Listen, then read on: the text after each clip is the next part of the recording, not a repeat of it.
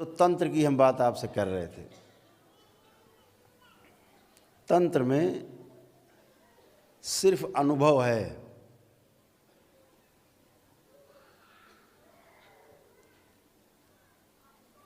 तंत्र एक व्यवस्था है, प्राकृतिक व्यवस्था है।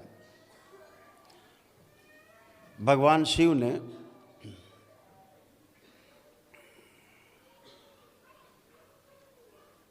जो अनुसंधान किए, जो अनुसंधान करके हमको दिया, उस पर हम लोग शोध करते हैं। तंत्र पर अनुसंधान तो भगवान शिव के द्वारा हो चुका, बचा ही नहीं, अब तो शोध है। हम लोग भी जो कर रहे हैं वो सब शोध है, क्योंकि भगवान शिव तो सब करके दे चुके। सप्तऋषियों को सब दे चुके और कहा कि हम तो तुमको अनुसंधान दे रहे हैं, अब शोध करते रहना आगे। जिसको जो विधि समझ में आए वो विधि लगाना। हमने तो बता दिया कि यहाँ से और काशी विश्वनाथ तक की यात्रा करोगे तो जो फल मिलेगा तुमको, तुम्हारे परिवार को सुखदायी होगा, फलदायी होगा।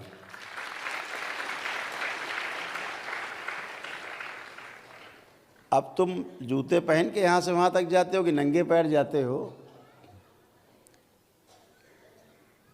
कि कुछ खा पी के जाते हो, कि उपवास करके जाते हो, रुक रुक के जाते हो, कि निरंतर चलते हुए जाते हो, अब ये आपको तय करना है। लक्ष्य दे दिया, अनुसंधान है, यहाँ से वहाँ तक जाने में आपको लाभ जरूर होगा। ऐसे भगवान शिव ने जो विधियाँ दी हमें, वह विज्ञान भैरव तंत्र के नाम से प्रसिद्ध है।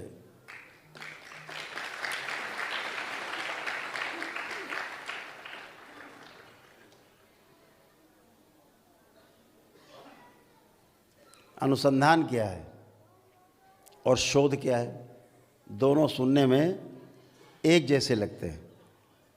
दोनों ही शब्दों से अगर ध्यान देंगे कि उन्होंने अनुसंधान किया है या उन्होंने शोध किया है, शब्द एक जैसे लगते हैं लेकिन दोनों के अर्थ भिन्न हैं।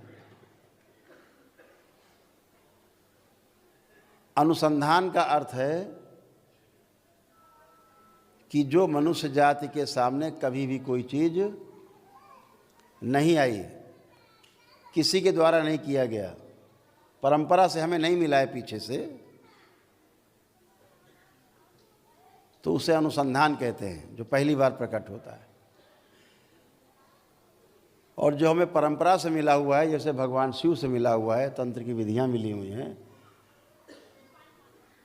उन विधियों पर हम आगे काम करें, खोज करें, उसे शोध कहते हैं। तो जो पहली बार हुआ आविष्कार, उसे अनुसंधान कहते हैं।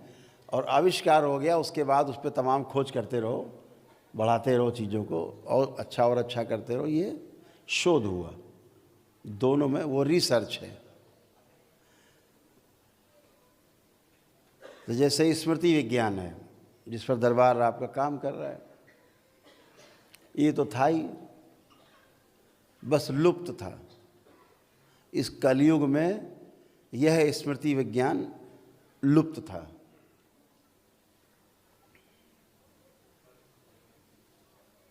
केवल उसके पन्ने खोले गए हैं, किताब खोली गई है। स्मृतियों से रोग और स्मृतियों से ही स्वास्थ्य, ये दरबार का अनुसंधान है।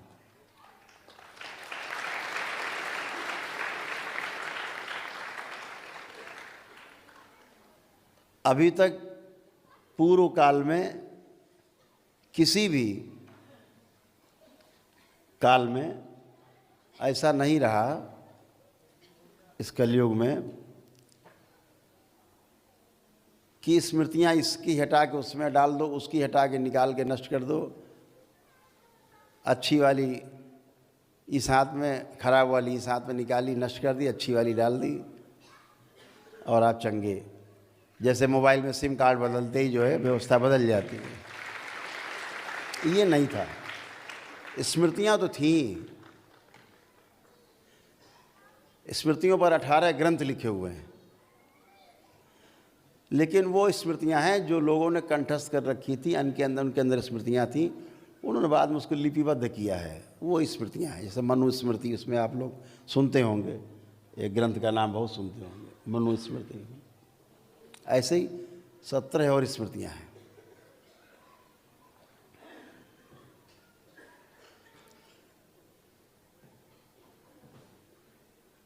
लेकिन इस स्मृति विज्ञान के पीछे जो दरबार कर रहा है आपका, जिसको आप अनुभव कर रहे हो, ये थोड़ा भिन्न है।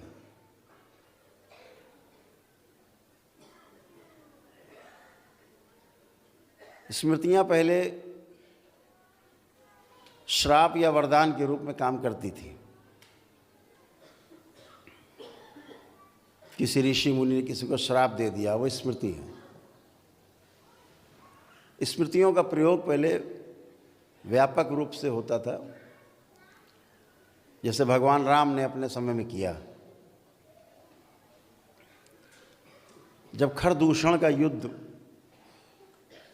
भगवान राम और लक्ष्मण से हुआ है, तो भगवान राम ने उस त्रेता युग में स्मृति विज्ञान का प्रयोग किया है। त्रेता में क्या किया? जितनी सेना थी खरदूषण की, सबको राम बना दिया।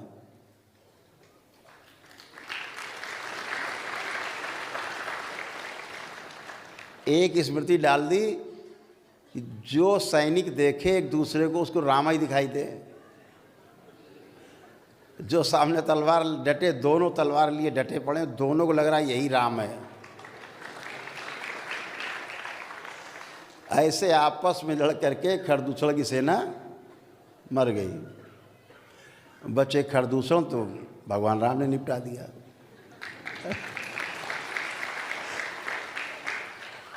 ऐसे किया गया स्मृति विज्ञान का प्रयोग।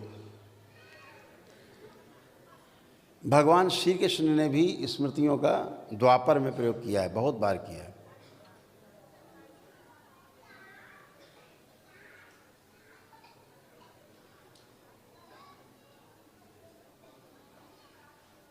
स्मृति जो है, स्मृति विज्ञान जो है, बहुत उन्नत विज्ञान है।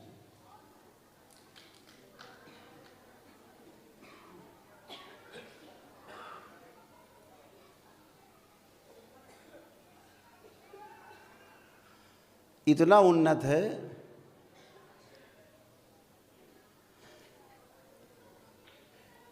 कि आप उस तरफ कदम बढ़ा रहे हैं एक एक,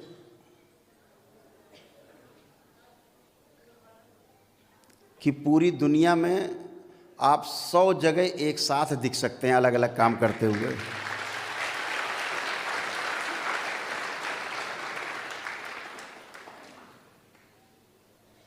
एक साथ 100 जगह से खबर आएगी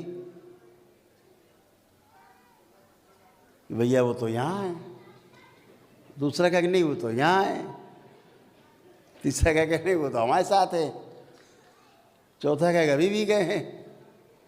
ऐसे कर स्मृति विज्ञान है।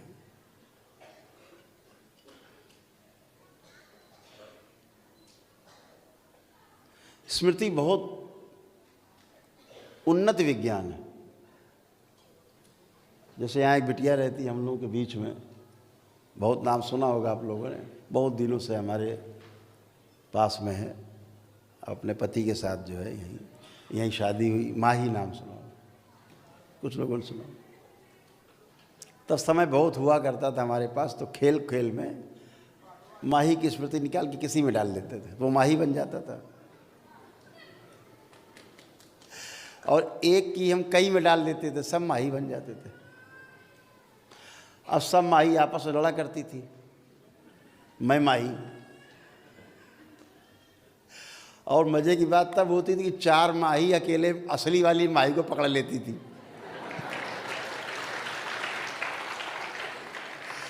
मोबाइल चश्मा सब छीन लेती थी। मेरा मोबाइल कहाँ लिए घूम रही हो तुम?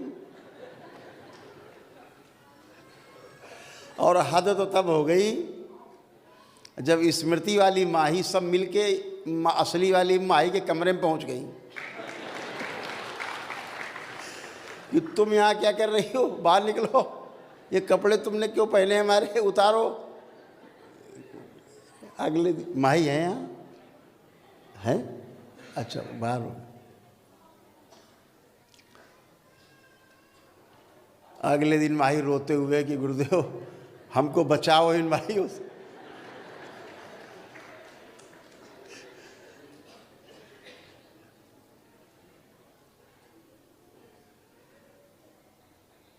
तो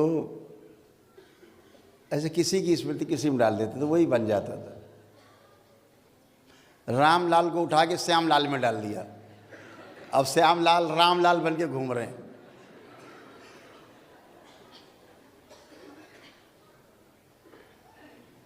यहाँ भी कई लोग ऐसे बैठे हैं जिनको बनाया गया था, ऊपर है बैठे।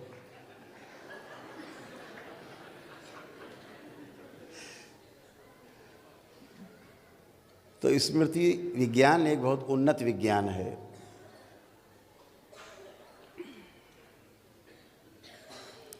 जब आप एक एक कदम बढ़ेंगे तो फिर रहस्य रहस्य नहीं रह जाएगा, व्यवस्था दिखाई देगी आपको उस रहस्य में, क्योंकि इस संसार में रहस्य नाम की कोई वस्तु नहीं है।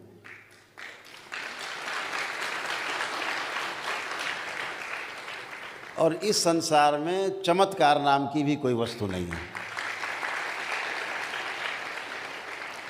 आपने कभी होते हुए नहीं देखा और फिर होते हुए देख लो वैसा, तो आपको चमत्कार लगता है। उस चमत्कार की जब आप विधि नहीं जानते हैं तो आपको रहस्य लगता है। ये दोनों ही नहीं होते, दोनों नकली हैं। इस संसार में ना कोई चमत्कार है और ना ही कोई रहस्य है, कुछ नहीं। जहां आपने समझा चमत्कार गायब, तो फिर कहाँ चमत्कार? रहस्य गायब, जहाँ विधि आपको पता लग गई, फिर कहाँ रहस्य बचा? तो होता ही नहीं है रहस्य, तो वो जो कहीं पता ही न लगे विज्ञान उसका। तो ऐसे आप एक एक कदम वहाँ चल रहे हैं, चढ़ रहे हैं, आगे बढ़ रहे हैं, जहाँ आपको बहुत आनंद आने वाला है।